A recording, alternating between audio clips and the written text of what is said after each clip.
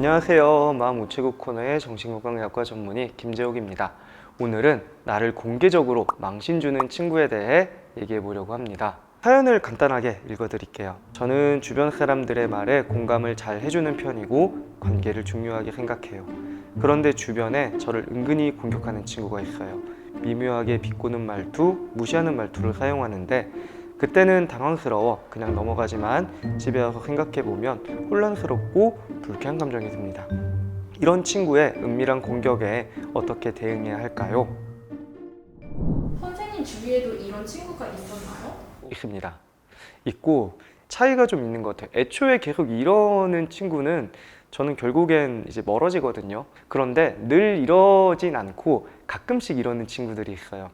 가끔씩 이러는 친구들 같은 경우에는 대응이 좀 그때그때 다른 것 같아요. 언제는 그냥 받아주질 않습니다.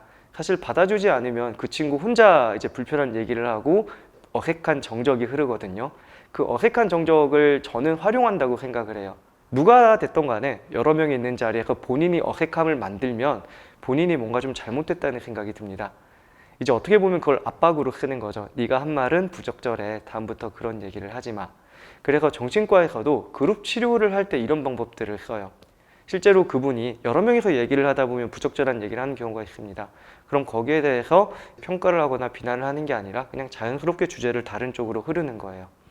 그러면 그분은 자신이 한 말에 대해서 한 번 더 생각해 볼 시간을 갖게 되고, 그리고 그 압박을 받아서 다음번에는 그런 것들을 훨씬 조심하게 됩니다. 그런데 가끔은 저도 이제 같이 대응을 하는 경우가 있어요. 왜냐하면 이게 너무 반복이 되다 보면 저도 당연히 화가 나는 경우도 있고, 그러다 보면은 그걸 이제 저도 화를 푸는 것이 필요해요. 그래서 그런 식으로 화를 내는 거죠.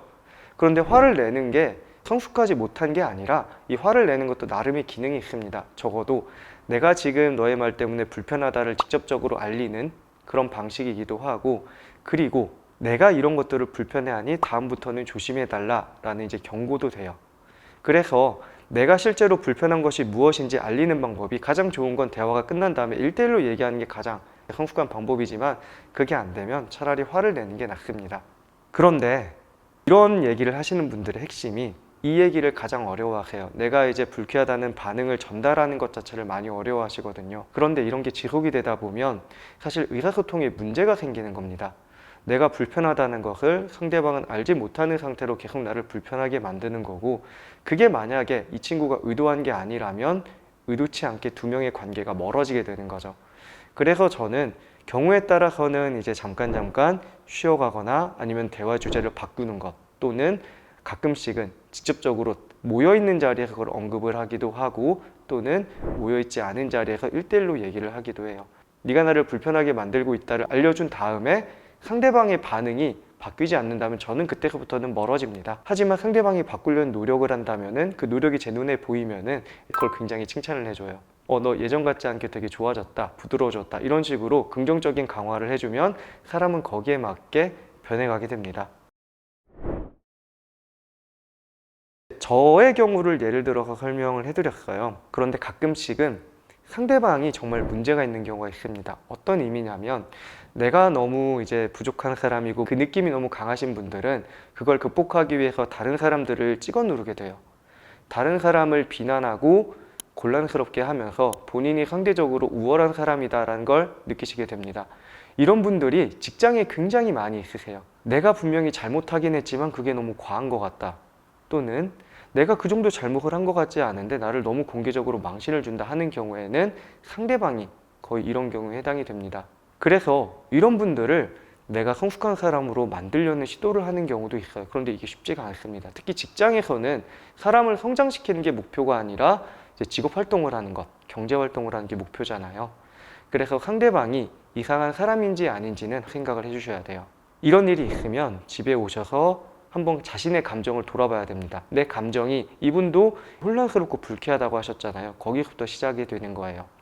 내가 혼란스럽고 불쾌함을 느꼈다. 이 감정을 부정하실 필요는 없거든요. 감정을 느낀 건 그대로 가지고 가시고 이 감정을 이제 분석을 하시면 됩니다.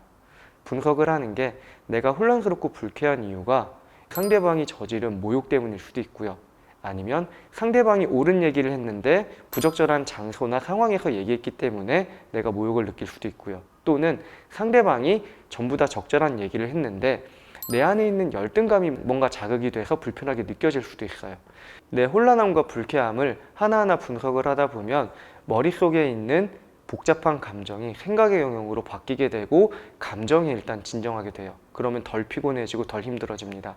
그리고 그 다음에는 내 안에 문제가 있는지 상대방에게 문제가 있는지가 조금 더 명확하게 보여요. 나에게 문제가 있다면 이제 본인이 상담을 받고 또는 주변 친구들의 조언을 구해야 될 것이고, 상대방에게 문제가 있다면 처음에 설명을 해드린 대화 주제를 바꾸거나 아니면 직접적으로 언급하거나 거리를 두는 것, 그런 방법들을 생각하셔야겠죠. 오늘 사연 상담은 여기까지입니다. 상담을 원하시는 분은 아래 보이는 주소로 상담을 보내주시면 됩니다. 만약 오늘 상담이 마음에 드셨다면 좋아요와 구독하기, 알림 설정도 부탁드릴게요. 감사합니다.